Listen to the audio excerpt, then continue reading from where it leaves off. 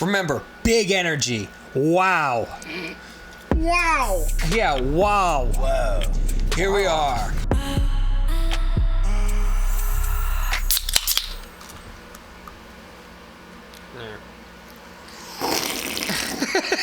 That's not real. Yeah. It's a good can of cola.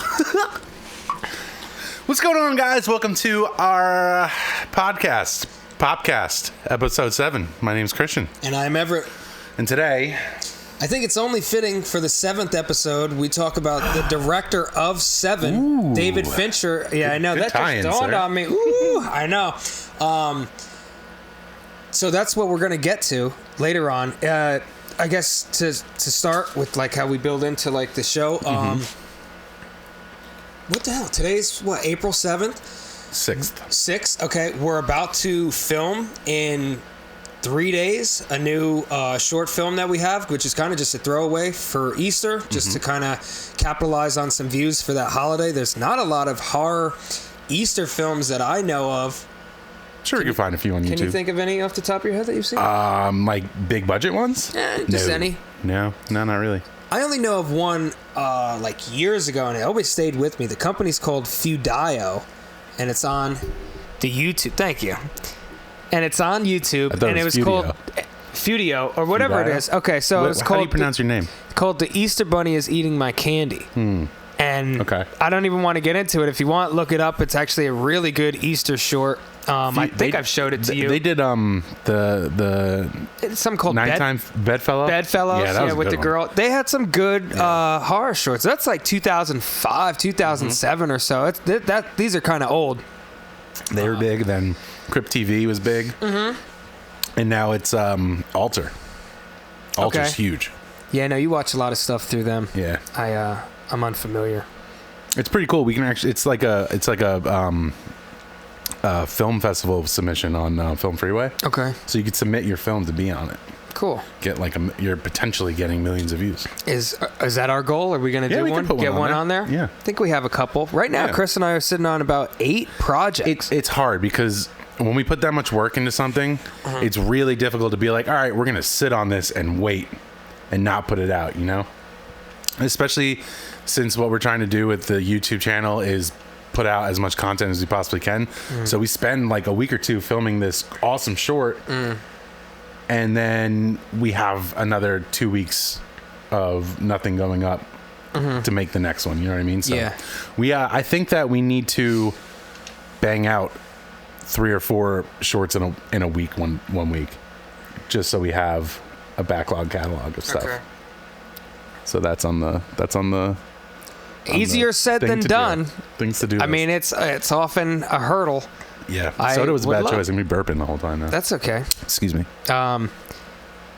Do you want to talk about this short a little bit? Should we just kind of leave it? The only thing I want to say is this is the first short film in a little bit that we've actually spent not a lot of money, but a good chunk of money on like the budget, on like 2 different outfits, 2 wardrobes. Selections that we need for the movie, and which we just got today, and a decent chunk of props as well. They're pretty cool looking. Yeah, they're fun, and that's really gonna sell this movie. I think it's gonna have a different vibe than some of the stuff that we've been doing. But I think we're on the up and up right now. The past couple projects, I like each one better than the last. Yeah, so Annex 2 is I do enjoy it. Yeah. So Annex 3 is gonna be fun, and then our new short, Trunk Space. Yeah, I don't think I've been looking forward to a short as much as I have. This one. We've talked about a short film for probably like 3 years of just, man, we have this premise. I can't remember if it was Christian's entire idea. We kind of kicked it back and forth, and it was like, one day we'll get to it. And we now know the actors, and we've met some people that could allow that location to add to the film's production, the value of it anyways. And the other night, man, I just sat in the basement and I was like, I'm going to write like the opening page of this new short film. I was like, I'll just see. And the whole thing was done. 17 pages later. Yeah, and it was nice. That's a good, I mean, it doesn't seem like a lot, like 11 pages in a night, but that's pretty decent. Yeah. Especially if like, okay, and we'll do like I know you want to fluff up the ending and stuff, which I'm down to do. I just think it needs to be, if we're going to go that long introducing these characters and getting the, I hear you. You know what I mean? It needs to be a little bit more punchy. Okay. Well, that's fine. Honestly, as I was writing it, I was like, Chris is going to read this and be like, how are we going to do this? How are we going to pull this off? Or something. I think we can do it. Everything? We got to get that car rig. Okay.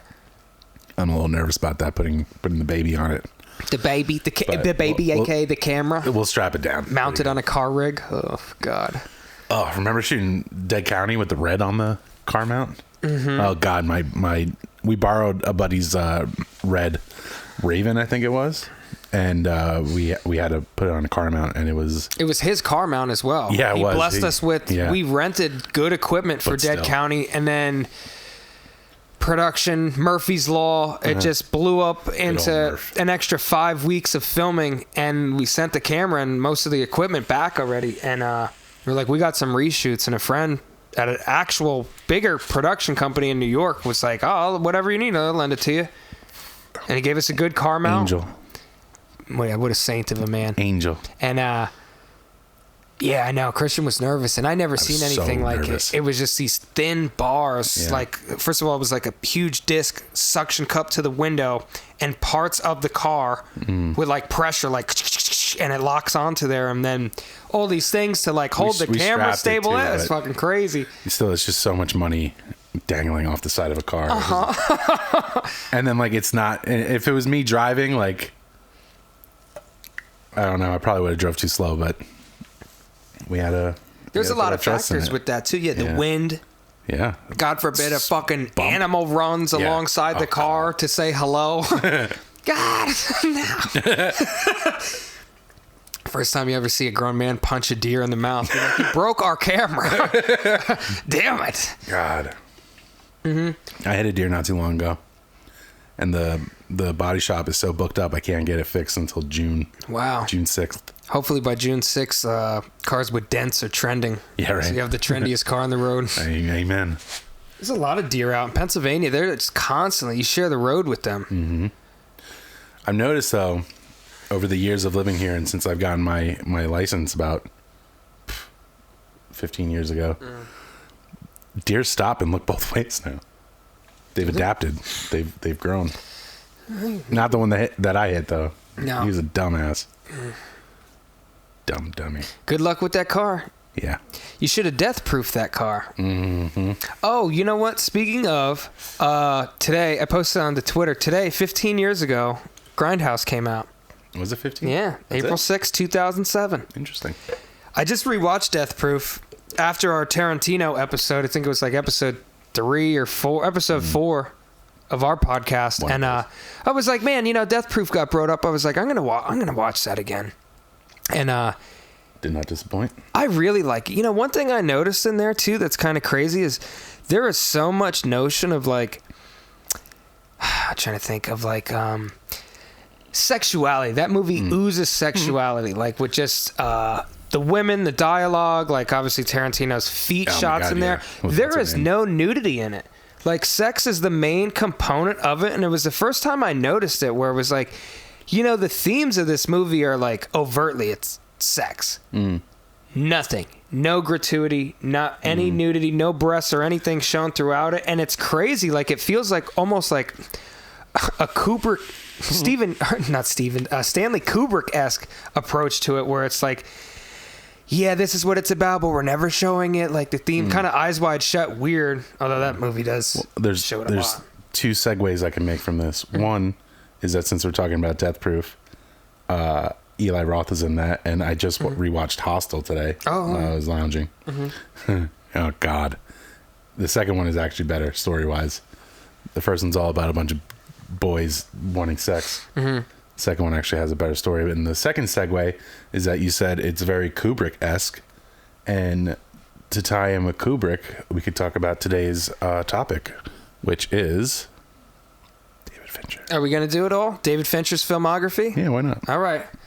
I love him. I think he's one of the best living, working directors to this day. I like the fact that he's not a every year type of director. He does have some chunks in there, which is fine. It makes me look forward to the next one. And I'll watch anything that man does. He's I'm not quite sure what he's working on now, if at all. I haven't looked. I don't recall off the top, but So I'll just go in while you looked that up for the start of his career. His first his directorial film, I can't speak today, was Alien 3, 1992. Yarp. So and good. Oh my God, he almost quit filmmaking after that. I don't blame him. I'm a huge Alien fan. So I just went and saw in my hometown, they were doing a screening at the local theater of Alien, Ridley Scott's 1979 version. I never saw it on the big screen before, and it's fantastic. It's the best of the franchise. And, of course, after that, I got to watch Alien 2, which is good. It's a lot. Do you like them? Have you seen them in a while? Yeah, okay. Of course. So the big problem with Alien 3 is there was no script. They literally had an idea, and they were like, all right, we want to get some director to do it. We're going to do something. They were butchering it. They were like, they had a premise, and then they brought some other guy in. So before they had David Fincher locked in, they had Rennie Harlin, who directed Cliffhanger. Maybe Die Hard too. I can't recall if he did do that. And Rennie had like some ideas for the movie, and then finally, like, he was like in a big circle jerk with all these executives, where it was like, all right, well, maybe we're going to do it like this. And the whole idea was originally supposed to be that the aliens come to Earth. Like, it was going to be set on Earth. And, man, it's crazy. Like, I'm a super big Alien fan, so I don't want to, like, talk too much about it, but they fucked everything up with that movie. Yeah. Like, the one actor from Aliens, Michael Biehn, he found out from a producer that was like walking through a production, like a latex place on Alien 3, and was like, hey, Mike, do you know they have a full foam latex body replica of your character from Aliens with the chest burster coming out? And Michael Biehn was like, it's one thing for me to not be in the movie, but you're going to fucking kill me off like that? And he flipped out and was like, that thing's not coming out of my chest. And he had like an interview about it where he finally like talked to him and was like, you'll pay me and you can use a photo. So Alien 3 starts with a small photo that just says like Newt and his character Hicks died from Alien 2. He said he made basically his whole salary from Alien 2 for the cameo photo in Alien 3. Really? Yeah, like the same amount of money. And I was deal. like, that's fucking crazy. Good deal. So prior to making Alien 3, Fincher, I can't remember the name of their production company, but him, Michael Bay, Spike Jonze, and I want to. He worked at ILM. Is that what you were going to say? No, that's prior to what I'm saying. He worked at ILM when he was a young kid. He Star Wars. He did camera work for Empire Strikes Back, I think. Okay. But no, they started a music video production company. Him, Michael Bay, Spike Jonze, and God, I can't remember what her name is. Okay. But regardless, so this was his first feature film coming out of the music video world. And he had done videos for like Janet Jackson, like Madonna, all these huge music videos. So he was a well-known director. But in the studio's eyes, they're like, all right, this is a brand new director. We can control the shit out of him. So Fincher did not have a single say on what happened on that set. And they made his life a living hell. Oh my God. Which is why the movie came out so bad and why he was contemplating quitting. But also, a lot of it too was when they were on set, these people were rewriting the script, and they didn't even know how it was going to end. So it went over budget, it went over schedule. Rennie Harlin left. The next guy they brought on was some dude named Vincent Ward, and he was storyboarding it, and they changed all the stuff. And this is what's funny is like they go, all right, Alien 3, it's going to be about like a planet, and it's ran by like monks, like it's all made out of wood in like these huge levels of like wooden floors and all sorts of stuff. And I was like, okay. Then some of the producers said to Vincent, they were like, well, does it have to be wood? Couldn't it be like a prison, or like, can't they be prisoners instead of just people? And he was like, I guess. And they were like, well, does it have to be like a ore mining place? Can it be a prison? Can it be this? And it totally changed it into what it is now, where it's just overly dark, crazy looking film. And then poor David Fincher came along and did not know what he was getting involved with. Yeah. Oh my God.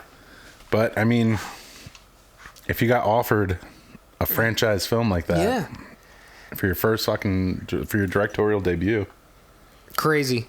It's crazy. I really want to like that movie. Yeah. Well, obviously the first two you're not allowed. Just have their it's a big hill to climb, you know, to top Ridley Scott's production design, and then James Cameron's is so action packed. I mean, how do you beat that?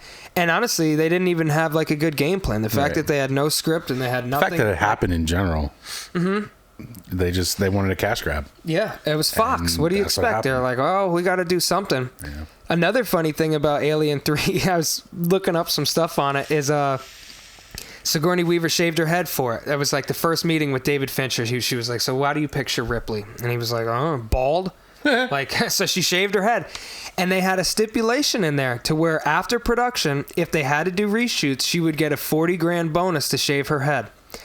They ended up having to do reshoots. These fuckers spent $16,000 on a latex thing that had stubble on it. So it looked like she wasn't bald, but it just started to grow back like a day or two. And I'm thinking like, wow, you'd want to go through all that work because you got to pay someone to apply it to her and like put the latex wig on all the time. So $20,000. So they were willing to be like, we'll spend $20,000 to save $20,000. And poor Sigourney Weaver's over there like, you motherfuckers. I would have been pissed if I wrote this stipulation into my contract and it's like, yeah, you know, you're going to need me to shave my head. And they're like, yeah, well, we've already gone over budget. I tell them, they're like, I ain't wearing this latex wig. I'm allergic. Everyone hates the ending of that movie because I think it looks like a big dick bursts out of her chest when she falls into the fire pit. Was it not? It's a dick, all right. I mean, there's a dick in that chest. Speaking of sexual overtones, Alien is riddled with them. Yeah. Like, I mean, everything. Even in the first one, it looked like a dick. Oh, yeah. Well, the whole thing, the egg, the thing that comes over your face, it's basically fucking your face. And then at the end of Alien, Ian Holm tries to, use air quotes, rape Sigourney Weaver. He like rolls up that magazine and tries to like put it down her throat. It's just very weird. That scene's always been very bizarre to me. And then right after that, Ian Holm freaks out and he starts spitting out the milk when they find out he's a robot. Well, thankfully for us and podcast number 7, we know that somebody else gave David Fincher another shot. They were like, okay, we can't let this guy quit. So 1995, 7 comes out. 10 out of 10. Fucking perfect film. Dark film. Oh, yeah. What's in the box? Yeah, what's in the box? My favorite quote. And what's his name? John Doe. What's his name? Kevin Spacey. Kevin Spacey, thank you. Kevin Spacey wasn't...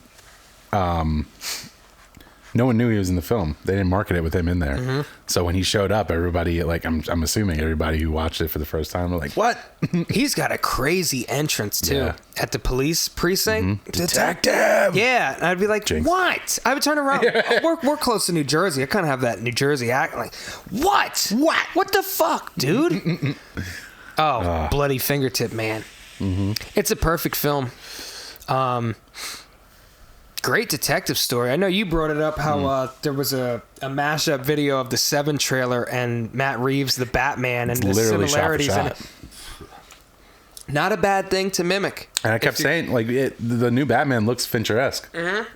Which is fine. I don't think it's a bad... I wish more films had, like, a Fincher approach. Because when we mentioned Stanley Kubrick earlier, David Fincher's known for doing a lot of takes. Oh, yeah.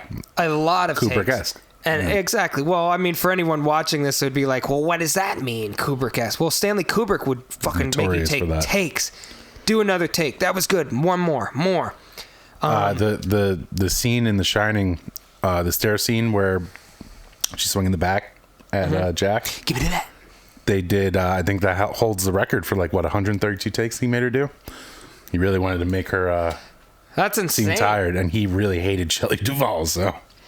As the older and older I get, Shelley Duvall is the beacon of that movie. Her performance is fantastic because it's so annoying. Every time, as soon as I see that woman, I grit my teeth. Yeah. And I don't hate her. She's never done anything to me. And that's like great caliber actress of like, she plays it to the point where like you can see why Jack is going crazy. Like she's a fucking...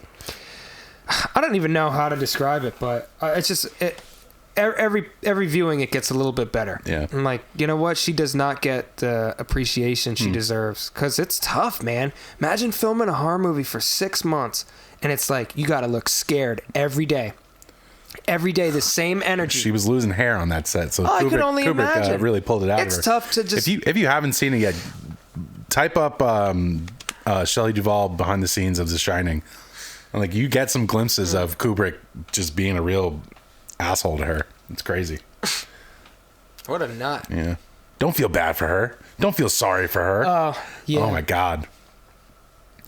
Anyway, off Kubrick, back to Fincher. To the Fincher. Some Finch. trivia. The dude driving the van at the end of 7, trying not to give you guys any spoilers, even though the movie's almost 25 years old.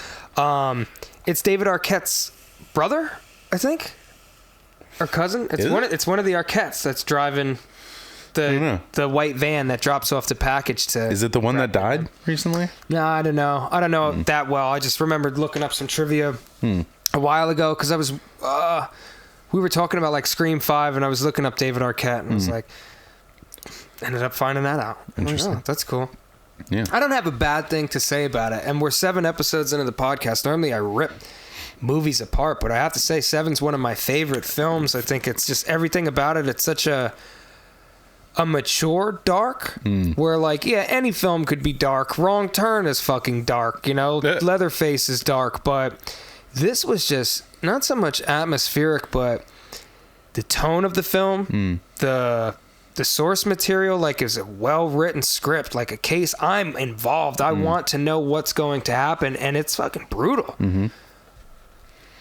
It's good. Just the gluttony, the fat guy who eats himself to death. Yep. That one always stuck with me. They find him and he's in his bowl. Oh, the spaghetti, yeah. I've always remembered that in Ashton Kutcher's The Butterfly Effect, that's the movie that they're going to see in the beginning when they're all kids. Yeah. And Ashton's one friend is like fucking insane and beats that dude outside the theater with like the movie blocker thing.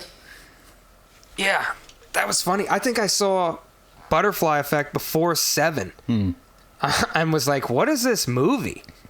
Butterfly Effect was good. I don't know if it aged well, but... You know what? I will admit it. I do like Butterfly Effect. Yeah. They had the multiple endings, too. Yeah. And I remember everyone talking about it and, like, talking about the ending, and then I'd be like, that's not how it ended. They're like, what are you talking about? It was cool. I think there's 3 endings. I think so, yeah. I thought there was one where he went back and died in the womb. Cord around his neck. Yep. And then the other one is he goes to the party and he whispers in her ear, he's like, if I ever see you again, I'll kill your whole fucking family. Yep. And then they see each other in the city.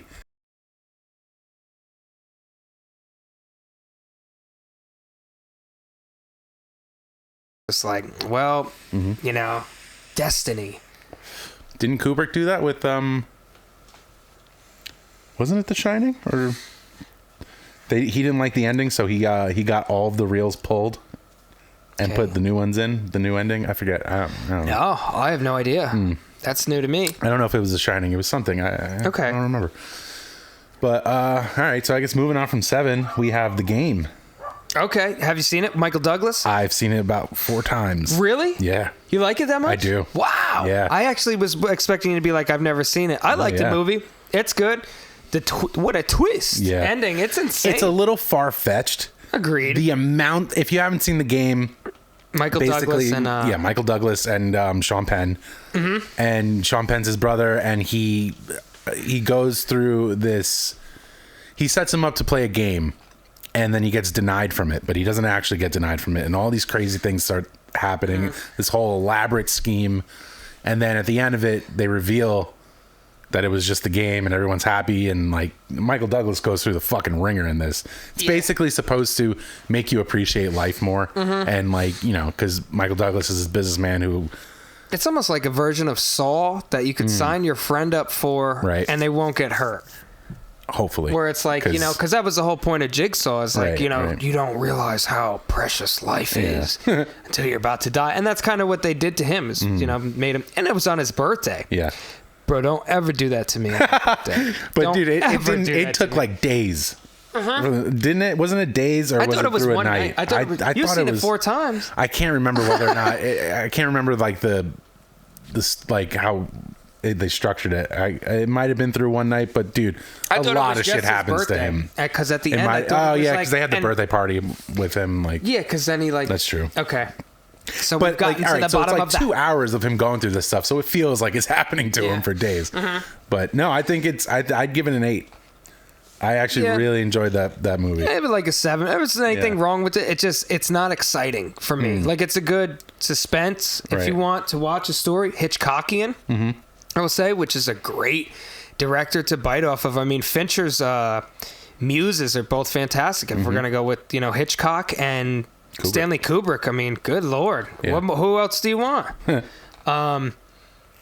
just didn't wow me, and it's not something I would want to like put on for 5 people coming over. I don't think I could get them to pay attention, but it is a good twist, and it's a good 90s movie. And again, with Fincher, the lighting in it is just fucking amazing. He puts so much time into his scenes, and I got a big respect for it. What's the next one he made? Fight Club. Was it? Okay. Fight Club got an NC-17 rating. Oh, yeah? And it did not do well. It is it's probably his most well-known movie that he's done, and it tanked. But at the time it came out, DVDs were huge. Okay. And it gathered a cult following, and it did very, very well on the DVD market. I always thought it did well. It tanked. It got such bad reviews. Okay. Yeah, it did not do well in the box office. I don't think audiences were ready for it. No, probably not. It was just totally like ahead of its time with how it's shot and what the fuck was happening in the movie. And Fincher is another one, just like Scorsese, who uses the perfect music in all of his movies. Yeah. And then he has Trent Reznor as his composer. Okay. 9 Inch Nails lead singer, or I guess he's the only one in 9 Inch Nails, right? I don't know, but Trent Reznor does all of his composing. Cool. And he's just a maniac. I love it. But I'm fucking a little ashamed to say it's like what I guess I know David Fincher for. If someone was like, well, what did he make? Who is this guy? I'd be like, he did Fight Club. Oh, all right. Everyone's seen Fight Club. Well, you'll say his movies and then you'll say Fight Club and go, oh, okay. Yeah, exactly. Because I wouldn't want to say it first, but I'm not going to bring up The Social Network. I know. We're going to get there. Okay. Calm down now. I just think Fight Club's a little overrated. The more I watch it, the less I like it. The more I watch it, the more I like it. Really? Oh, maybe I'll get. I think the older I get, the more I like it. I just feel like I've learned and I've accepted the themes that the movie wants to show me, and that's it. Like, it is what it is. It's a good 90s. It's on the cusp of the millennium, right? 99ish. Yeah. I like it. It's a great cast. Meatloaf. Speaking of twists. That one actually got me. I did not expect that. If you don't know the fucking twist to Fight Club... If you haven't seen Fight Club yet... Shame on you. Shame on you. One question I want to ask you from the movie. If you could fight any celebrity, who would you fight? Living or dead?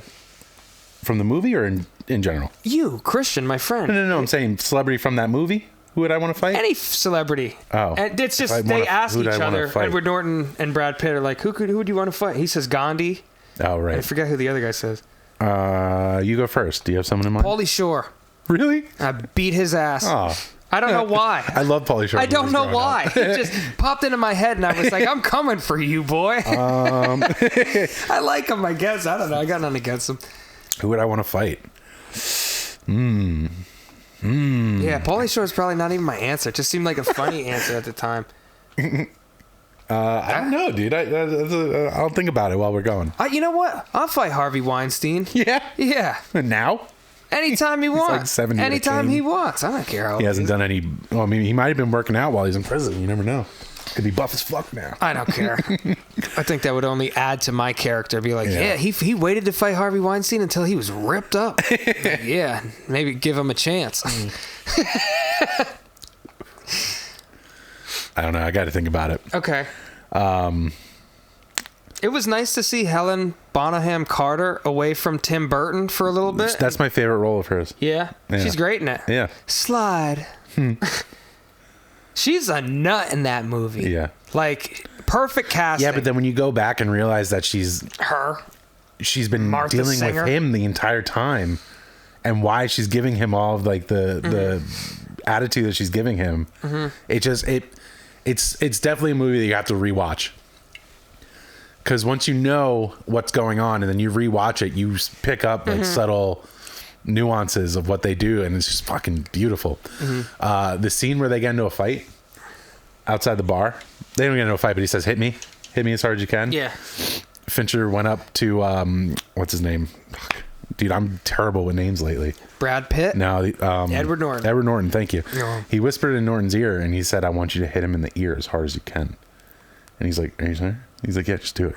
So when he hits him, and Brad Pitt goes, I'm like, ear, man. Yeah. That is a real reaction. Okay. It was not scripted, and it was just one of the best parts of the whole movie. That's funny. And then the scene where they're hitting golf balls, that was in between takes. They were literally drunk and just hitting golf balls, and Fincher was like, film it. Cool. So that was just a random shot that got into the film, which is crazy because Fincher is very meticulous with how he puts the movie together. So the fact that he put a random thing in there is obviously it was a good scene, but it must have been good enough for him to put in there.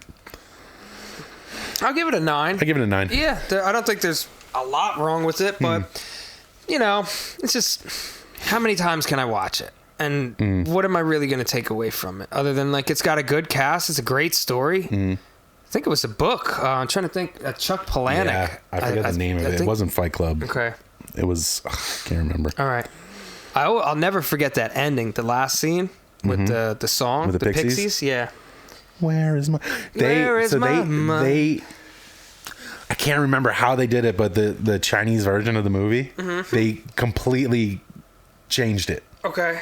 And I think they took the explosions. They cut it right before the explosions. Okay. Or something like that. I don't know, but it's just fucking hilarious. I was gonna say the last shot. They it's like the same scene, the building and their perspective over the city, and they have Brad Pitt's face superimposed into the moon, laughing.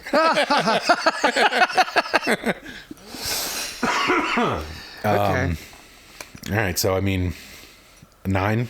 It's unanimous. 9's fair. Yeah. Then what came next? Panic Room. I think. It Panic Room? Yeah, I had that on DVD. I remember popping it in and falling in love with it. Great cast, and man, David Fincher went to such great lengths. That whole place is built. That was a set. Like it's used like an exterior of an actual brownstone, and then the inside of it is just an elaborate house. Because he wanted to do some camera stuff with it, where you're on like the second floor and it comes down into the living room and then through the kitchen. And I mean, that shot was fucking like, whoa, when it came out. It didn't really age. What the fuck? A goddamn spider. God damn. Can you see Christian? this? Oh my God. Kill that. How many of these are there? Sorry, Peter. He bounced on me. All right, it's gone. It's gone. Panic Room, great cast. Dwight Yoakam's in there. He doesn't do enough acting roles. Rainn Wilson's in it? Dwight Yoakam, the I country singer. No, Rainn Wilson. Are you all right? I thought you were saying Dwight from... No. Dwight Yoakam from Sling Blade. Oh, right. Okay. I won't even begin to quote that movie. What I was saying is that shot when it goes through the kitchen and it goes through the coffee pot. Yep. When it came out, it was like, whoa, it didn't really age that well. No, the graphics didn't age. It looks kind of fake. Yeah. I don't know like what's going on with it. It looks like a Sims computer game and we're touring the house. Yeah. But at the time, I'm sure it was like, it's going to be crazy. It was crazy when it came out, yeah. You know what's funny? I'm pretty sure it's the same year, 2002, was Panic Room and Gangs of New York. And I don't know, just some creative choices were made that year. Some good, some bad. Yeah. You know, good job, some of you. But Fincher did a really good job in making you feel claustrophobic. Like when they first go into the Panic Room and he hits the door and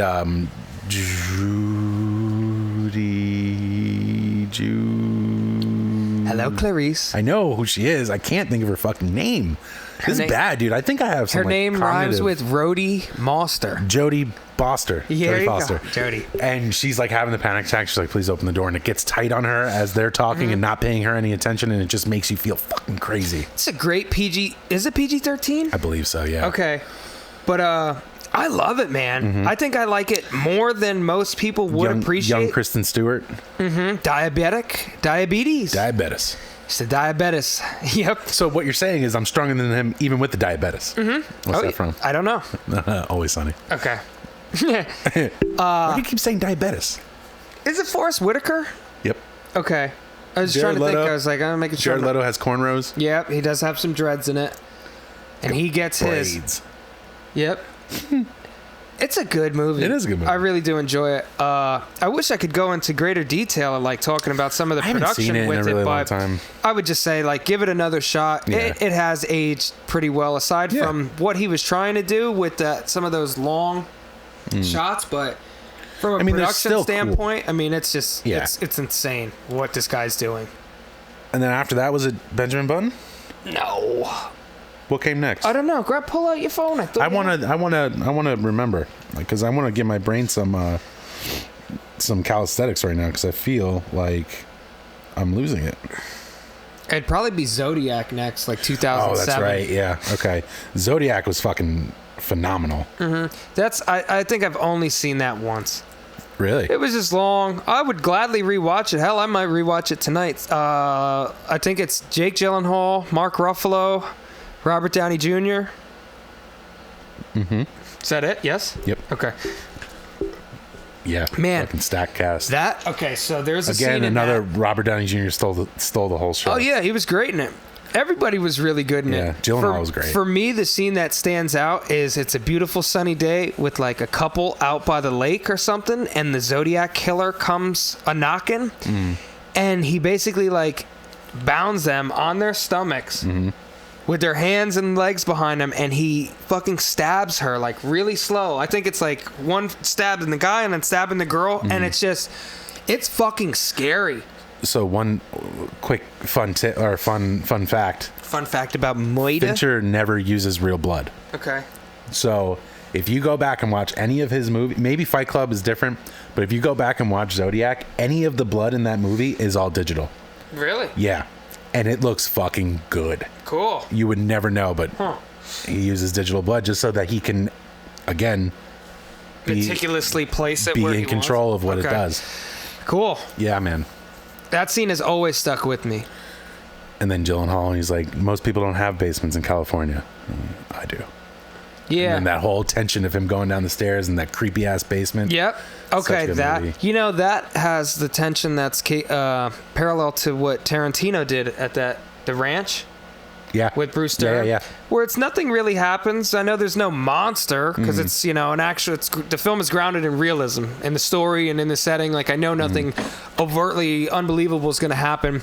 Nothing's going to pop out. It's tense, man. And it's just two actors talking, and it's what they're not saying that's so scary. Like, I think you're the fucking killer. And this guy's thinking, like, does he think I'm the killer? And we're just kind of stuck in the middle of it. It's great. It's a beautiful spot to be. And David Fincher just, like, man, he conducts these scenes so well. I just want to read some trivia things. Okay. So the Zodiac case was reopened after the release of the film.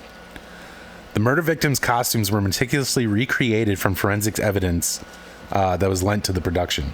And I know it went... So the scene that you're talking about, when they're by, like, the lake, the couple, Fincher had... They're on, like, a picnic. Fincher had trees that were native to the area where the Zodiac killer was, brought in and put in the ground for that scene to make it look... Because that's when he gets fucking meticulous.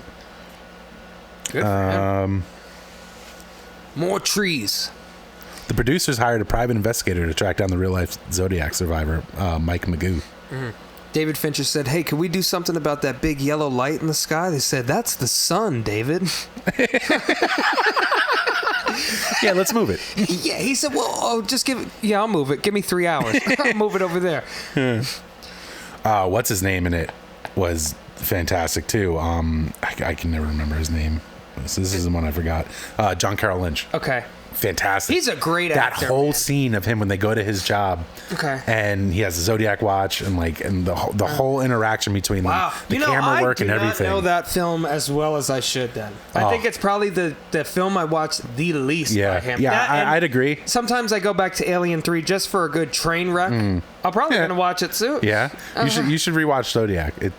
Okay. It's really it aged well too. Cool. We watched it not too long ago because Kayla's never seen it. So beautiful poster. Yeah. I can picture a lot of like dark blues in there, and then the Golden Gate Bridge. So Fincher is not one to be a film snob. Like like, and I mean actual like film reel. He shoots digital, and he does a lot of practical effects or visual effects. And the visual effects that he does is like something like the blood and things that you would never pick up on. Yeah. So the whole scene where Mark Ruffalo's at the car and he's looking down the street and he looks back on the other side of the street, they couldn't afford to make the entire street time period appropriate. 69 or whatever. So the whole thing is green screened. Really? Like he has like 2 or 3 cars on the street, and then everything else all the way down the street on both sides of the green screen. And it's just watch the behind the scenes of that movie. It's fucking awesome. It's on YouTube. He's one of the few people I would use the term auteur. Yes. He is like, I love Tarantino. Yeah, he's a director to me. Yeah. David Fincher is an auteur, and that's not a huge difference. Like, I mean, but the difference between them is that Tarantino's fun. He writes and directs his own movies. He does what the fuck he wants fantastic. in that respect. Fincher is almost robotic with it, where he sees exactly how it's going to be, exactly how he wants it, and he'll do everything and anything he needs to get it to look that way, including doing 100 takes and not putting the camera on until maybe take 17. Yeah. He said it in an interview. He was like, he's like, we're spending $250,000 on a set, $100,000 for equipment, plus we're paying these actors, and the goal is to get off of the set as fast as possible. He's like, no, we're gonna spend our time with that. And he's like, I'm not filming until maybe the 7th or 8th take, because if they're gonna sit on a couch, I want them to sit on that couch as if it was their couch, and they're comfortable with it, and they know exactly what position they're gonna be sitting in.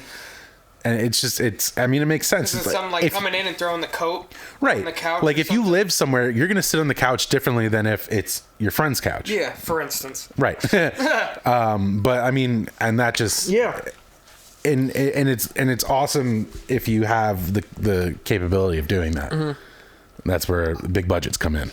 And he's gotten better and better at it. Yeah. You would think by now he would either be on like lithium or something, be like, calm down. And he's just... You're right. Soda was a bad choice. I feel like I am burping, but just gets better and better, man. I can't. We're gonna talk about Mank because I'm gonna say the technicals of it are fucking amazing. Versus the story. I will let you talk about Mank because I need to give it a proper. Okay. All right. So we're the clock back. Going back. So now it's Benjamin Button. I think it's one of my favorite films. Benjamin Button? I love it. I fucking love it, bro. Okay. It actually made me cry. I watched it 3 months ago. It's fucking great. And I think the only thing wrong with it is the CGI. Yeah, really? Yeah, I think it's aging. Looking back on it, you're going to clearly be like, ugh. Other than that, it's fucking great. It's just very left field for Fincher. I like doing all these movies about serial killers and fighting to the death, and then he does.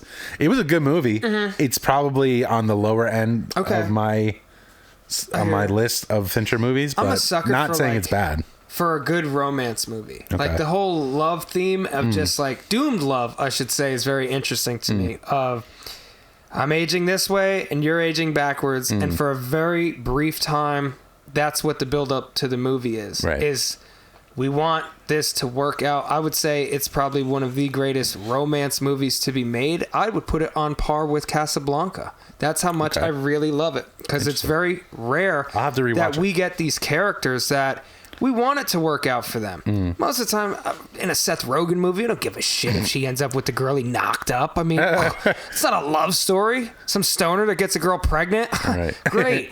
But in this one, that doomed fate thing is so well handled, so gracefully handled by David Fincher, that you would think it would just be like, oh god, this could be a soap opera. It could be very boring. The comedy in there is good. The production value is astounding. I think it's aged well, and I'm close to a 10 with it. I can give it a 9.5. I think it's Brad Pitt. Great performance from Brad Pitt too. As of right now, I'll give it a 7.5. Okay, but I will rewatch it, and I could understand that because I haven't seen it in a long time. Yeah. It's been 2008, so I mean, 14 years. But Cate Blanchett, I love her. She's perfect in everything she's in. She is one of my favorite actresses. She is a perfect actor. She's good in everything she does. Can you think of something that she's bad in? No. No. I won't even waste my brain cells to try and think of something. I don't want to nitpick for her. She's great. So yeah, let me know. I hope you get to watch Benjamin Button again. It's not. I've only seen it twice. Okay. Once when it came out for award season, and I was like, "This is cool." And recently, I was like, "Man, I fucking was doing a deep dive on Fincher before we even started podcasting, just because I'm impressed with him. I'd like to know how his mind works." I was like, "I'm gonna pop in Benjamin Button." I feel like I was just 15 when that came out or something. I was like, "Oh." I like it more and more, and I think by the time I'm 40 or 50 and rewatch it, I'll really appreciate it for what it is. Because you can't go back in time. Like, it's just, this is it, what you get. And gracefully handled would be the most eloquent way I could review that film. Okay. Next. Next is by far my favorite film. I was going to say, Papa's favorite film? Papa's favorite film from Fincher is Social Network. I think it's a perfect film. AKA the Facebook movie. Yes, it's a perfect movie. Yeah? Yep. In terms of, like, I mean, go on. Like, I love it. It's a good movie. It just keeps you engaged the entire movie, and it's like, I need to know what happens next. It makes, and like back when that came out, Zuckerberg was Zuckerberg, but like he wasn't.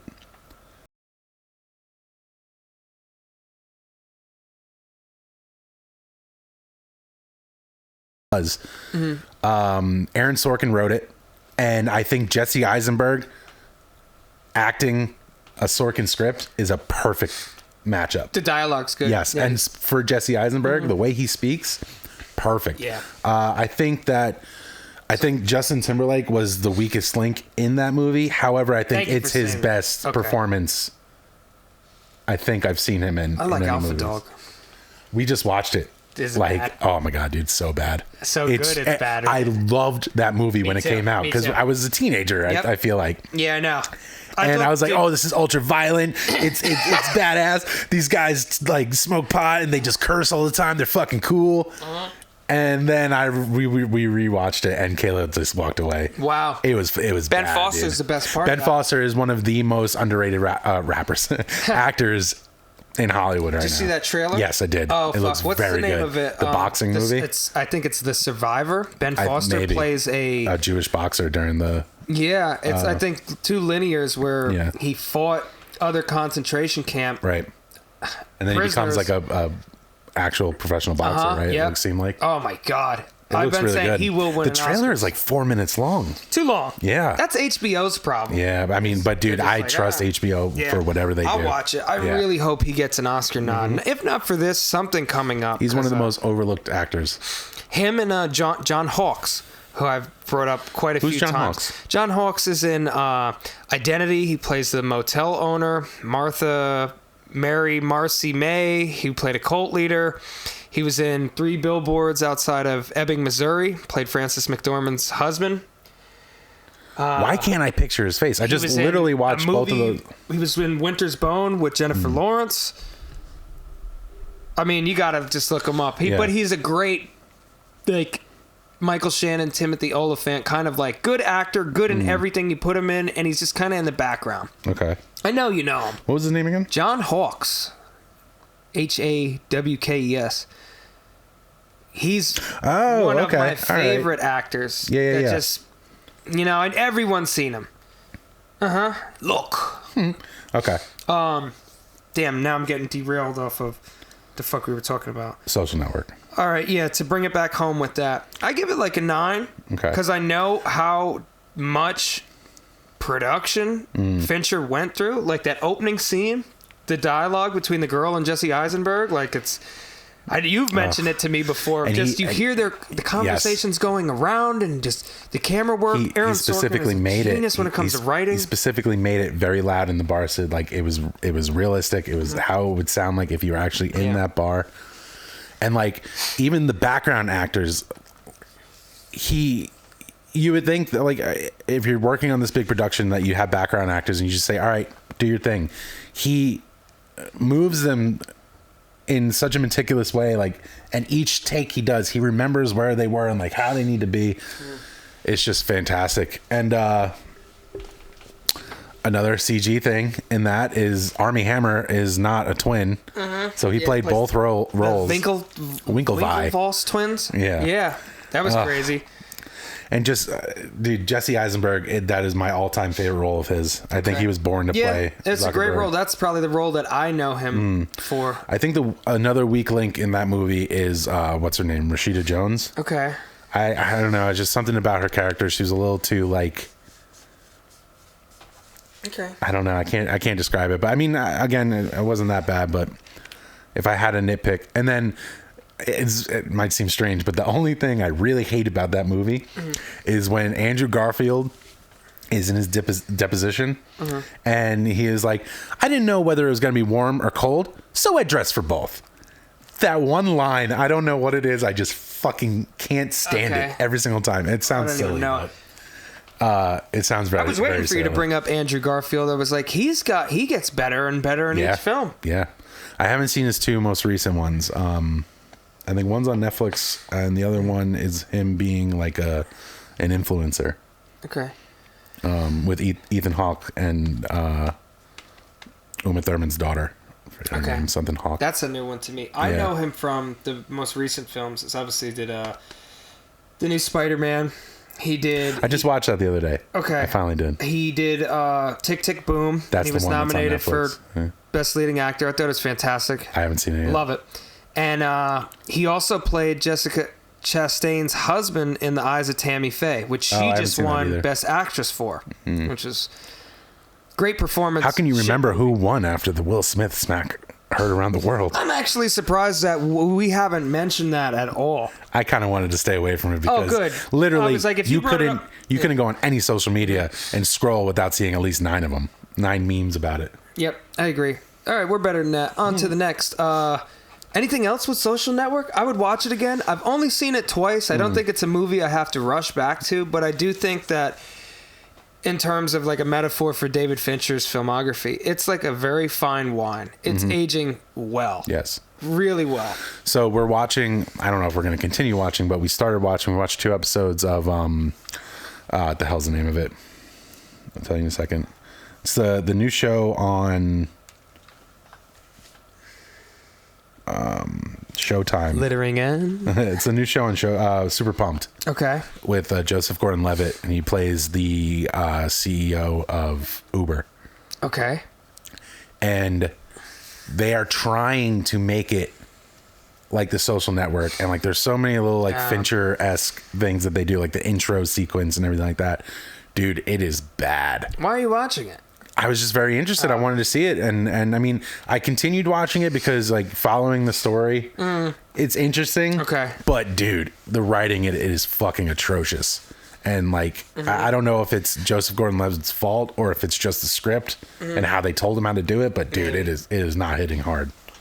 It could very well be, sir. Yeah. I think, out of all the films we mentioned with David Fincher, the only film that's a big stinker is the only film that had huge script problems with multiple writers, too many chefs in the kitchen, and too many rewrites. He wasn't even able to direct it because the producers had final say on everything. You know what's super funny? Because I love behind the scenes of like a film or just as a director I appreciate. I want to hear them talk about it. This is what I'm hoping that our channel could eventually be.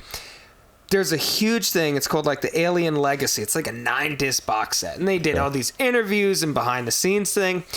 Alien 3 is the only one that doesn't have a director's cut. Really? And David Fincher literally said when they asked him, he was like, in order for me to give a director's cut, you'd have to burn that film. Like, let me redo it. Get rid of that whole film. And so they didn't do anything. Alien 3 has an assembly cut. Because it was another person editing, assembling it or whatever, and I thought that was really interesting. Oh, and a quote from David Fincher was, at the time the LA riots were going on, and it was close to the studio, and David Fincher said, I actually prayed that the riots would burn the studio down with the film and all the negatives. I mean, I don't blame him, dude. Like, could you imagine, like, all right, this is my directorial debut. I'm making it. I'm doing Alien 3. And they were in London. I'm doing a huge fucking studio production. Yeah. And it's going to just suck. And you're like, what could you possibly think at that point? Like, my career's over before it even began. At least, I'll commend him, too, because he Just do it. Get through it. You know, he was contractually obligated to, wasn't he? Like, didn't he want to leave? I'm sure he could have half-assed it, but I mean, even though it's garbage, like the lighting's good, like the creature, like a lot of people employed on it's just the story sucks. That's the fucking whole point of it. It's like they polished up a garbage story. Yeah. I don't know. That's the last of Alien 3. But I wanted to mention that when I was looking some stuff up on Fincher, where it's like, man, how much do you got to hate a film to sit there and pray, be like, I hope the riots burn my film to the ground. Like, you don't want anybody to see it. And, you know, it's not his fault. It's clearly not. Because everything else the guy's done is, I love it. Yeah. Next up is Girl with a Dragon Tattoo. Okay. Thoughts? I give it a 9. Okay. Good. I give it a 9. Yes, sir. Read the book by Stieg Larsson. He's like a Swedish author. Book's fantastic. It's fucking beefy though. It's a long book. I think with how he handled Seven, it was a great resume for this because it's such a big detective story of, you know, 3 different characters and them all kind of merging. I love it. Great adaptation. And I'm kind of attracted to Lisbeth Salander, the main girl in there, the crazy emo chick. That is not Elizabeth Salander. That's the character's name. Oh, okay. I know the movie that well. That's her name, Lisbeth. Gotcha. I don't know. Just the fact she's got a motorcycle. Rooney She's got Mara? all those piercings. Yeah. Yeah. She actually got all of those piercings, and I don't think she got the tattoo, but I know that she pierced her everything. Yeah, she sold it well. She really looked fucking cuckoo. So her grandfather, I might switch these up, but whatever. Okay. Her grandfather on her mom's side owns the Giants, and her grandfather on her dad's side owns the Steelers.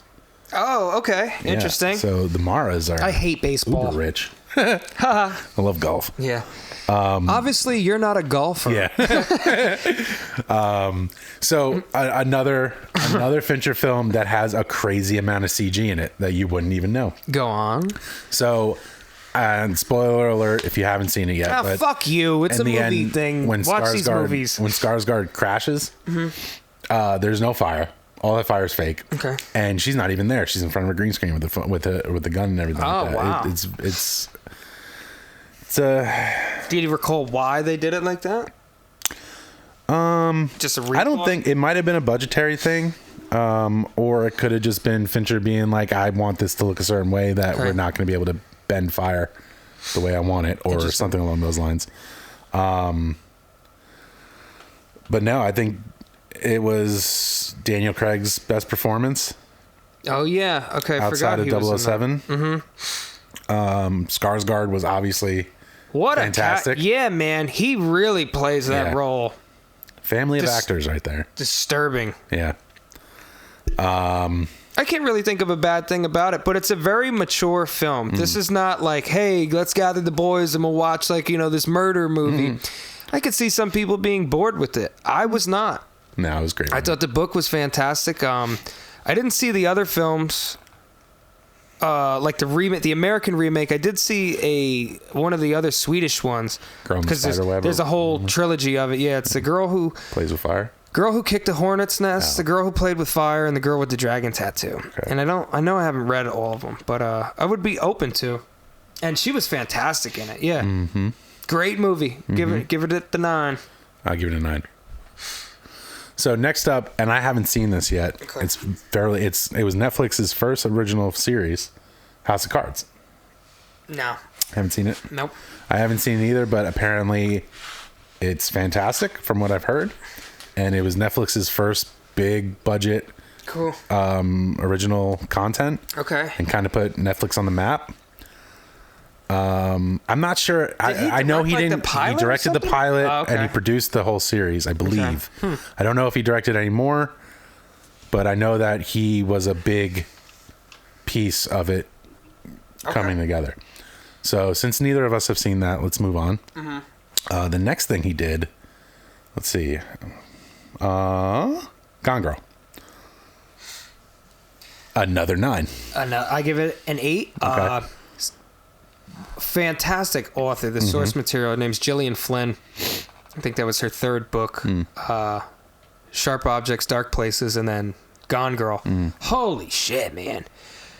What Gone Girl did so well, in the book anyways, and the film does it well too, is you're on both people's sides. There's no main character. I'm on Nick's side, the guy's right. I'm on the wife's side, this guy's a douche. And it's tough to get an audience member or someone like viewing it, you know, from the outside looking in here. Who am I rooting for? What do I want to happen? And it felt like, you know, a ballet of like all this different stuff going on. And again, Fincher just conducting the orchestra in such a graceful way. Because the movie could have felt like a soap opera. It could have felt real stupid. I love it. And Ben Affleck was a great casting choice because he looked like, you know, the suburban dude. Yeah. I mean, good job, Ben. So if you look at it, the opening and the closing scenes are like basically a match cut. They're almost identical. And it's a different feeling. Yep. Completely different feeling on both parts. And it's just fucking genius Says how they did something like, that. I'm thinking of my wife's pretty head or something. But no, I love that movie. It was great. She got an Oscar nod for that. Forgive me, what is her name? Can't remember. Oh, okay. As soon as you say it, I'm going to be like, I know. I'm going to be like, bubblegum.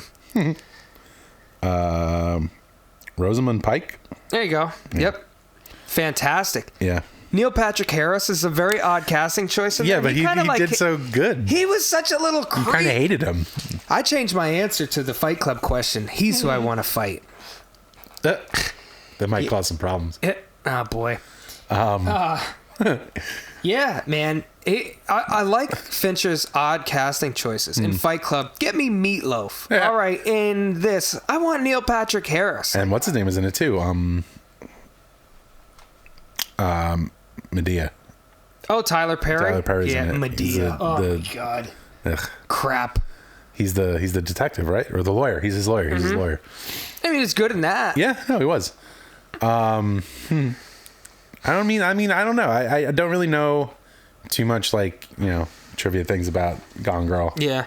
But I mean, if you haven't seen it yet, definitely check it out. It's worth the watch. And honestly, read the book. Yeah. I don't want to be like snobby and be like, oh, well, the book was better. Of course the book is better because the book is, it has so much more freedom to switch that narrative to where one chapter it's the husband, then it's the wife, then it's this, and it's, you know, through journal etchings and stuff. But books too, like with scripts, like you have as much room as you want to make. Yeah, to write. It's definitely not an easy thing to translate a 400-page book into a 2-hour movie, but man, it is one of the best adaptations. And I would rewatch that movie. It unfolds like a beautiful little puzzle.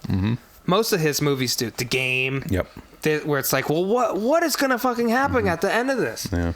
I really like it. All right. Well, we both give it 9s. Sold. Next up is Mindhunter on Netflix. Have you seen that? I've seen the first season. Woo! It's fantastic. So good. So good. What's his name who plays Ed Kemp? Okay. The serial killer, like the big dude? Yeah. Huh. Fucking, have you ever watched like an interview with the actual serial killer? Dude, he is spot on with him. Perfect casting.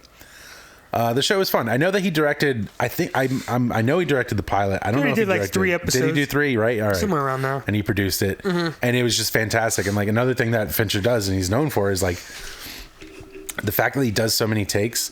I'm almost certain that he had to use like a robotic arm to get the same movement each time. Okay, but.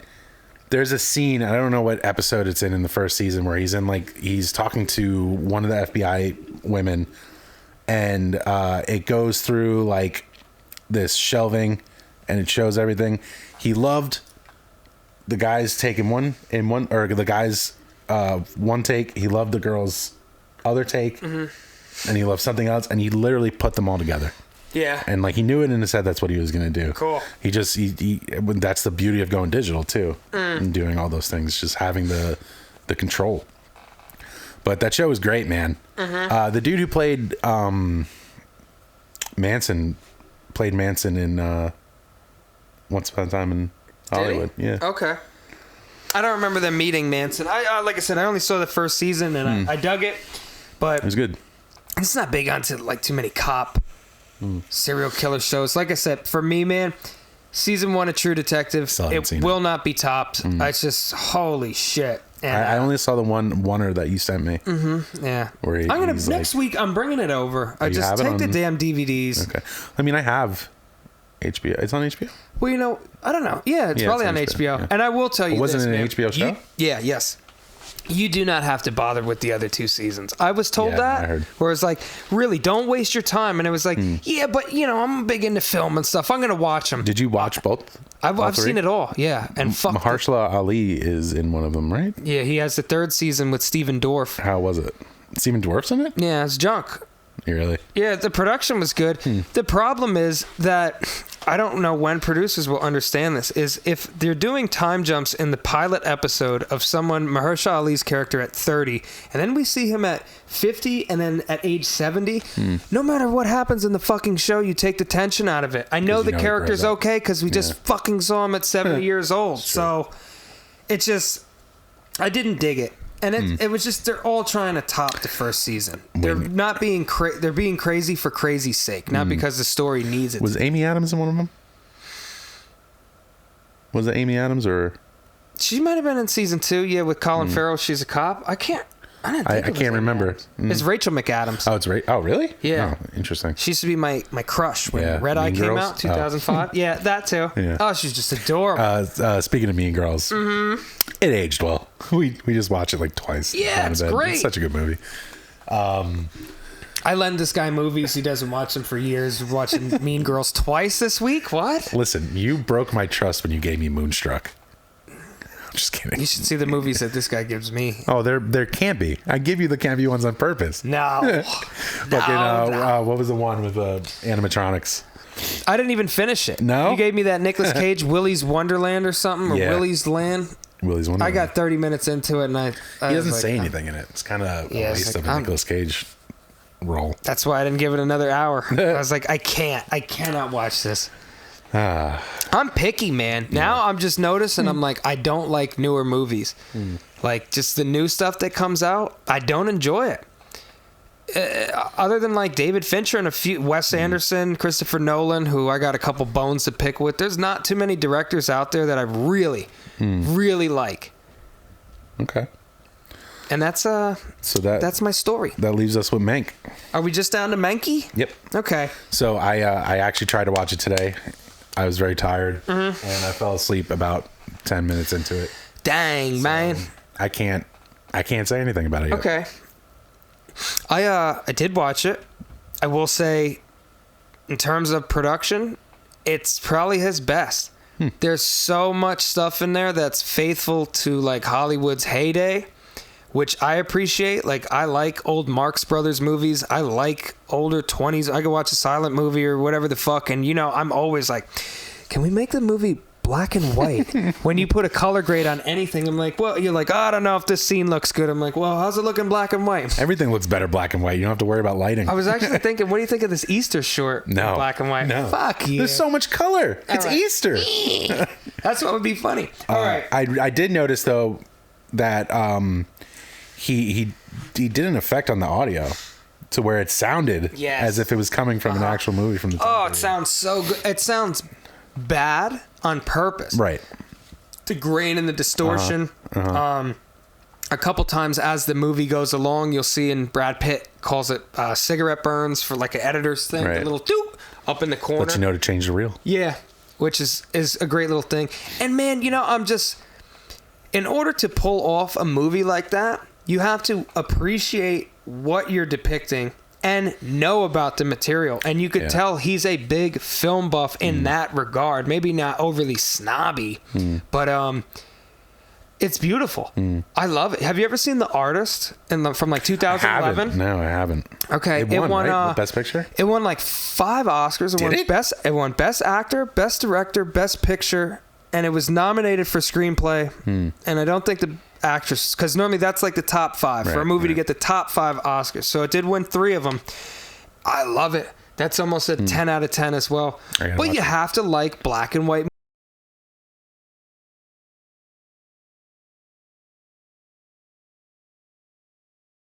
Not everybody in today's audience has seen Citizen Kane or gives a fuck about it. The movie's so revolutionary that the shots have become like the gold standard that you can't even appreciate it. It's like, why? Why is it so good? Because of how it's framing and the rule of thirds and all sorts of stuff. I mean, it was just ahead of its time. So Mank is about Gary Oldman, who's like an alcoholic screenwriter who gave away the rights to Citizen Kane, even though he wrote the screenplay, and was basically kind of asked out. And it's a good performance. Amanda Seyfried from Mean Girls is in there. She's fucking fantastic, dude. Every movie, like, she's stepping it up. I don't know if she's getting better roles. Acting coaches or something. Yeah, well, she used to play at such a big, doe-eyed, beautiful, ditzy blonde. And, and then she was in Jennifer's Body, which, I mean, is entertaining. We watched it again. Well, I think now, honestly, people are just seeing, like, she's getting older, so we can't have her, like, in a floozy role all the time, which is good. I don't want her to be in that. I have a Hollywood crush on her. She was in, I forget the name of the movie. Her and her husband get, like, husband? In the movie. Oh. Her and her husband buy a house in the woods. Okay. And he starts cheating on her, and then, like, the house is haunted. Oof, it was not good. That sounds It was a Netflix terrible. movie. It was not good. Sounds horrible. Well, she got an Oscar nom for this movie. Okay. This movie was nominated for a few. IMDb has it at a very low rating. I don't even think it's like a 6.5. Really? But you know what? Most people aren't into cinema to that level. I do It was like a passion project. Yeah. Wasn't it? Oh man, and that's why you Something with his dad, right? That I don't know. I didn't really look up trivia because it didn't have Netflix and it slipped away because it came out in 2020. But I think if you can appreciate how movies are made, it is a love letter to what cinema was, and it's not being made. Man, I just like that olden stuff, the nostalgia of it. Even with how scenes changed, they either do the zoom in, like the Looney Tunes, like it just gets black in the center and then fades into the next scene. Iris pull. I love it. I'm waiting for us to do a movie where we could do that. His dad wrote the script. Oh, really? Okay. The script was written by David Fincher's late father, Jack Fincher. Cool. Unfortunately, it is long. It is a lot of dialogue, and really nothing is happening. So if you don't care about cinema being made in the 30s and history of the 30s and Orson Welles and screenplays and all sorts of stuff, you're going to be bored. That's why not a lot of people watch it. That's why it's got a terrible rating. But I think it's well done. Amanda Seyfried. Seyfried. Yeah.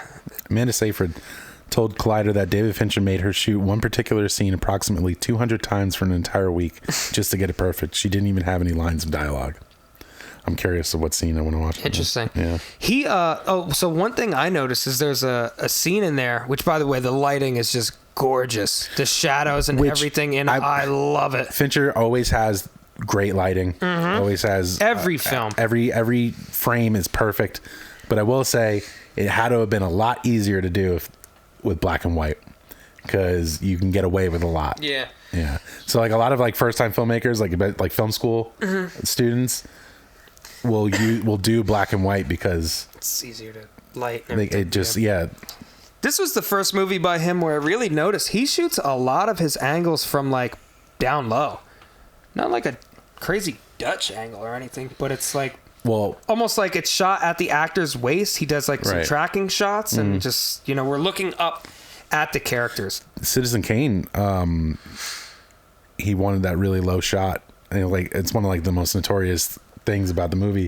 They broke the ground and dug a hole so he can get down with the camera to shoot up. Nice. From the angle he wanted. Oh yeah.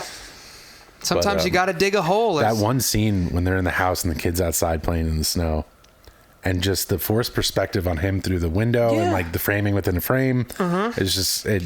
But nowadays, like you said, like we're spoiled. We've learned from that film, and now it's in everything, and like everybody knows that. So oh my goodness, man. Yeah, there's so much stuff. I need to take myself to film school and really like do a deep dive on Citizen Kane, because it's tough. If you're not talking about film with a group of people, you'll totally miss the whole point of it. Same way with like Ingmar Bergman's Seventh Seal. Like, okay, what the fuck? But if you're not paying attention to like the motif and stuff, and it's tough. I don't want to sound overly snobby about a movie from the 40s, but today's audience isn't going to appreciate it because they don't even know how important it is. And you're right. That scene is literally what comes to mind. The forced perspective, the kid in the background on our left, the parents over here. Just building that much depth. Oh, yeah, man. Before it's a gorgeous shot. Films were basically plays. You know what I mean? Like, it was just cinematically, that movie is. There's a great quote in Mank, and I'm going to try and paraphrase it because they have the guy from MGM, one of the mayor, Louis Mayer, and he says, God dang, give me a second, because I just watched it today. Said it, you could sell someone a movie ticket and all they'll have is a memory, because basically that's the true power of the movies. It's like you could sell it, but I still own it. Where it's like that's the movie business is. I can own this. It is my creative project, and I'll sell you a ticket and you can watch it, but it's your movie. Like, I love this movie so much. It's my movie, bro. I own the posters. I own all this stuff, but it's just like that's what it's. Movie is it's art that you can just kind of watch. I don't know, that quote stuck out to me, and I was like, it's true, because it's not like a sandwich and I could sell you it and you take it and it's gone. It's changing now. Yeah, I watched an interview with this independent filmmaker who sold the rights of the film as an NFT in order to finance it. So basically whoever bought that NFT owns it, but the filmmakers get a cut every time he wants to sell it. Oh yeah, that's how it works. You get a percentage of it. So, Anthony Hopkins did a movie as an NFT. Did he? And there was like a couple Korean filmmakers that also did that. I will say this, man, with what NFTs are going to be, I know they're stupid images right now, but I do think that we're going to... Well, once they become contractual things like selling houses and stuff like that as NFTs, it's going to be a whole new... Well, you got to think, too, of like, why do I have to travel with a fucking piece of paper around? Let's just say this. My birth certificate, my license, my diploma and stuff. We all have phones. Everyone has a computer and stuff. And I mean, that's where they want to push it to. Right. Is like, here's my degree. Here's the deed to my house as an NFT. It's like, a little scary because Klaus Schwab has that infamous quote. And he said, in the future, you will own nothing and you will be happy. Which is actually really scary. At this point, man, I'm throwing shit out left and right. I want to get my room down to just a bed. A bed and 4 walls. Okay. Because I'm serious. It's the best way for me to write. Yeah. Like, I need no distractions in there. Not even the window. Put me in front of that cement wall and leave me. Depressing. I think that's... I want to be in solitary confinement. I mean, it is what it is, because I can easily get distracted. The biggest thing I would say for writing is like... And I don't mean to sound cruel with this.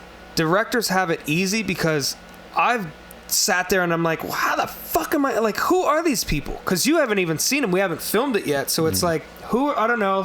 This guy and that guy, and they're going to talk, and maybe it's raining or something.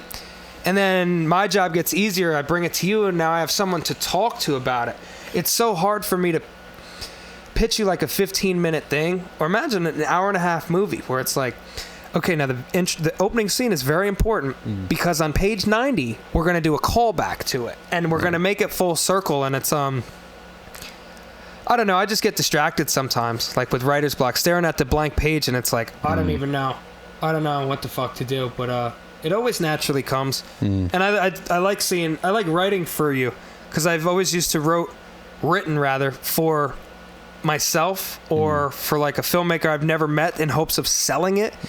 But now, like, we work together so much, so I know your attributes. And like in Annex 2, I wrote that dancing scene a little bit. I know you wanted to do a dancing scene. I was like, okay, let's make it for Christian, like, because I know how you would approach filming it. So it's changed how I write, and it's made it a lot easier for me because now, like, I don't have to worry about it. I'm like, oh, if you give me the thumbs up, you know the limitations now too. So. Yep. Knowing what we can do, writing for what we can do, kind of gives you a little bit. Yeah, it's tough and it's not. Yeah. It's like. Well, that also brings, I'm sure, issues because it's like, all right, we have all these limitations. I know. How do I fit this story into it? But. Sometimes it helps though if like I'm on page 5 and it's like, oh, what should we do in the car scene? Well, we don't have budget to crash the car, so the show must go on. So we got to think of like something. Yet I really want to crash a car. I do too, man. Dude, to finish up with Death Proof, I watched disc 2 of the behind the scenes. all that shit is practical. Yeah. They literally got some guy to Zoe Bell is on the hood. hit of that something, car. and when the first group dies, Jungle Julia, at like 80 miles an hour, flipped the fucking car and rolled it. And Tarantino was like, man, he's like, how many takes do you think it would take to flip the car and land it on its roof and send it sliding like 20 feet? And they got it on the first take. Yeah. And it was like, oh my God. Crazy. Interesting. Are we at the end of Fincher's career? Yeah. That's it? So a movie that he's working on right now. I can't think of a bad movie out of everything he did, man. Oh, I mean, Alien 3, but it's not his fault. So in development right now is Strangers. Okay. And there's no synopsis on it. Sounds good. Let me go on IMDb Pro because it probably has some. Let's see. Da-da-da. Bear with me now. Oh, wow, he's producing a lot. Chinatown TV movie. Yeah. Ugh, I saw that. I was thinking, no more Chinatown. Leave it alone. All right, so. I mean, and we also didn't talk about any of his like music stuff. I don't really know it too much. I'm not a big either. music video guy. Like, I don't know them. I just think it's cool. Like, this dude came out of nowhere doing a Nike commercial, a shoe commercial. He did those when he was. I think he did those right before Fight Club. I mean, he also did them before Alien. Oh yeah, like he did some shoe commercials and music videos and stuff, and the guy obviously had talent. And now, household name, I guess. I mean, I would say people know. You know his work.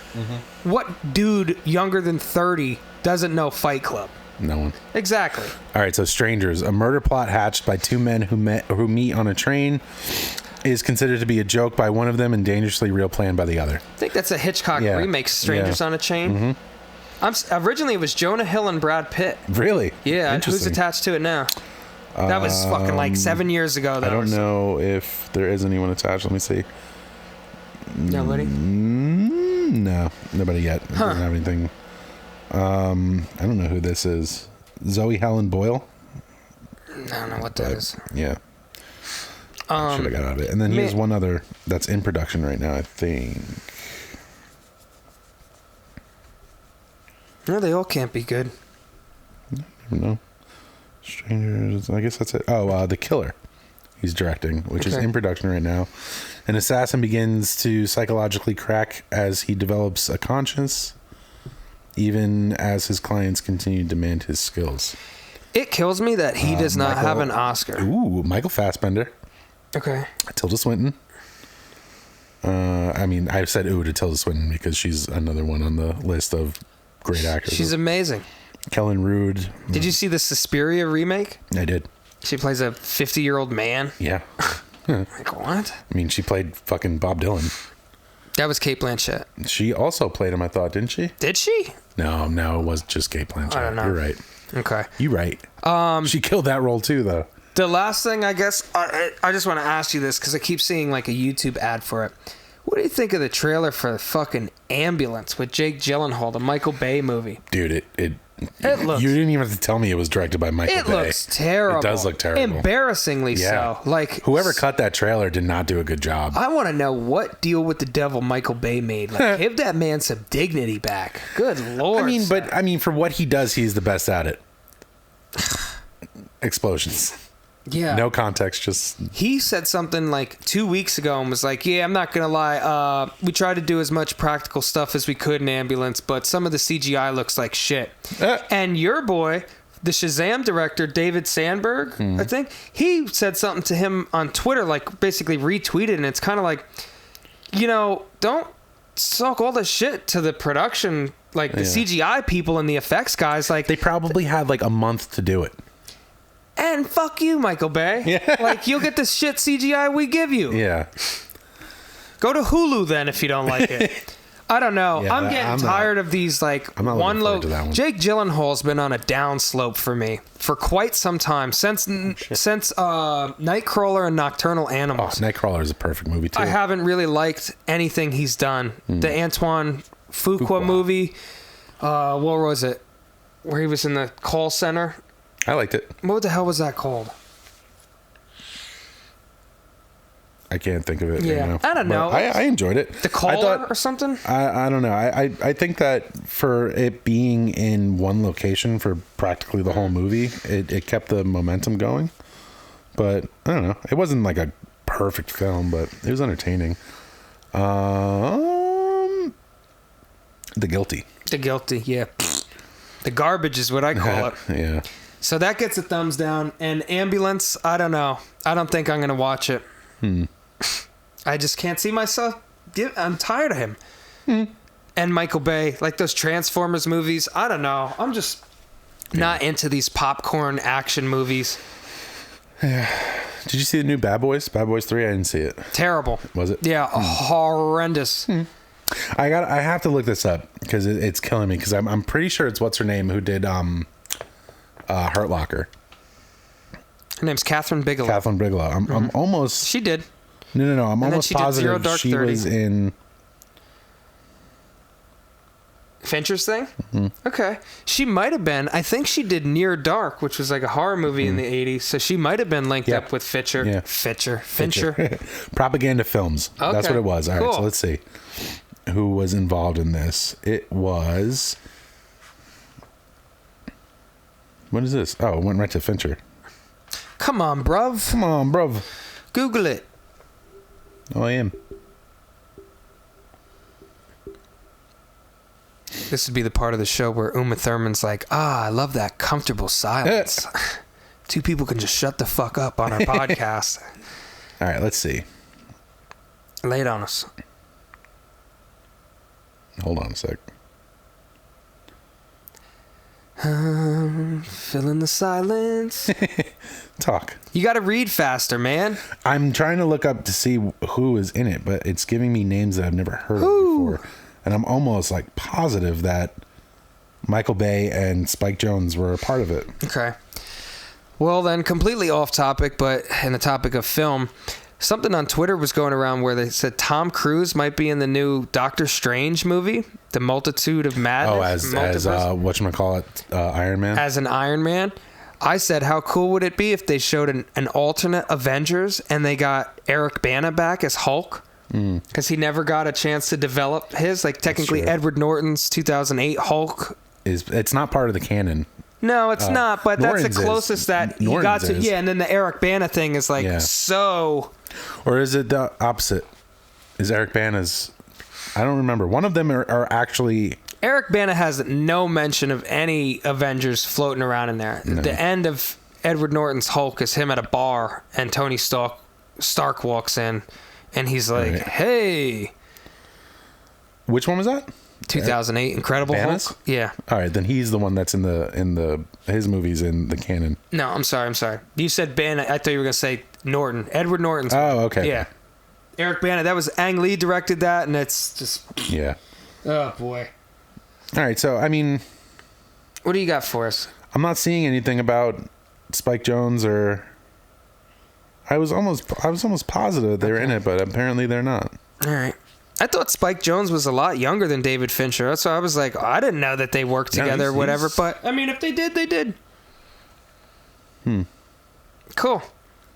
Yeah. Well, anything else you'd like to say? Are we waiting? We're filming this week. Yes. By the time this comes out, it'll be Friday. God willing, we're shooting Saturday. And yes, it's supposed to rain. I know. But Lewis texted me that, and I sent him just like the face every time. It's one of my biggest pet peeves when we're about to film, and if we're on set or something, and someone says, good. "Oh, it looks like rain or something." Shut up. Fuck you, man. But then again, we do have to plan for it. Yes, I know. But we're really. I need this. If that Saturday suit gets wet and muddy, it's just gonna cut down the takes we have. Okay. But we'll do the best we can. Yeah. We got a couple kids that are going to be in it. Got like 3 kid actors, so the Kubrick quote is really going to come to light this week. We used the kids before. They were in the Halloween short film or fan film, and apparently they loved it. And they're not watching this podcast. I should hope not. It's way too much cussing going on in here. But I don't even think I'm pretty sure they haven't watched the entire movie. No, their mom let them be in it up until the killing starts. Right. So the kids are in it, and then they leave, and then the movie goes downhill, degrades into murder. Murder. Whatever. I hear you. That's good parenting, I guess. Don't let the children. No reason the children should be watching this. Mm-hmm. Although I was 5 or 6 watching Day of the Dead and Leprechaun. I mean, it was the '90s. Things were different. Yeah. We used to leave the door unlocked. Fuck them. Let them break in. It was before the strangers. Yeah. So, I mean, I guess you leave it on this. If you guys haven't yet, please subscribe to the channel. We do these once a week. We drop them every Friday. Mm-hmm. We have short films at least once a month. We also do behind the scenes of every short that we do, so you can watch how we made it. And recently you and I really appreciate you making it for me. Did the I'm glad that you brought it up. Scene versus screenplay thing. I'm glad that you which I suggested think is really it. Fun because I don't know why.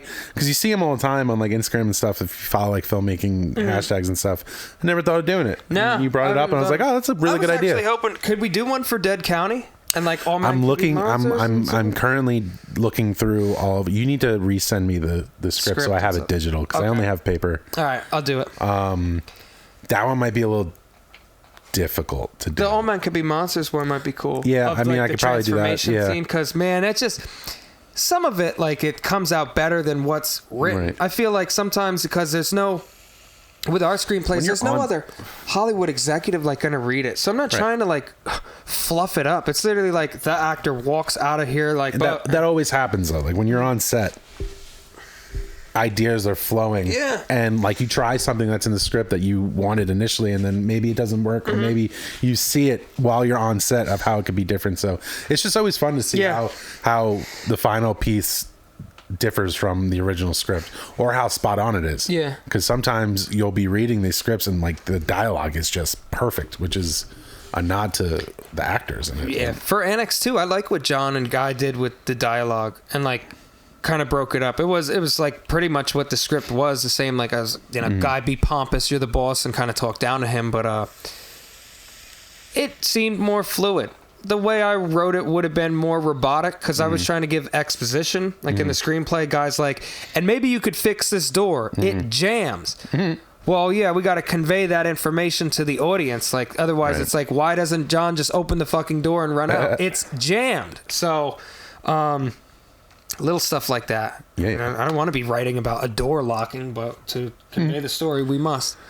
So, yeah, very neat. And like I said at the beginning of this, we're sitting on like 7 or 8 projects right now. Yes. A few of them are annex, but we got a couple. They're going to be fun, though. Yeah. I'm very much excited. We got a lot of stuff going on this year. Yeah. So if you guys are still watching at this point, please comment down below what your favorite David Fincher film is and why. Subscribe if you haven't yet. It really helps us out. Like this video, send it. You don't have to share this. Share our short films. Go watch them now. There's a playlist of all of them. God bless you. Thank you. Yeah.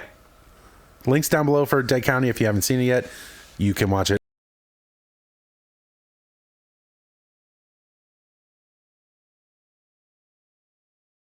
I think they're going to be like, wow, there's a lot of for people, you know, not in the film industry, like it's a real movie. I do like Dead County. I do. I just script and stuff. The linear of it, you know, I wish it didn't happen as it did, but I stick by it. I think it's a good movie, good zombie movie, different zombie movie. You know, there was a lot of limitations for us, so we pulled out what we could. Yeah, baby. And yeah. So on that note, see you next week. See you guys. All right. Oh.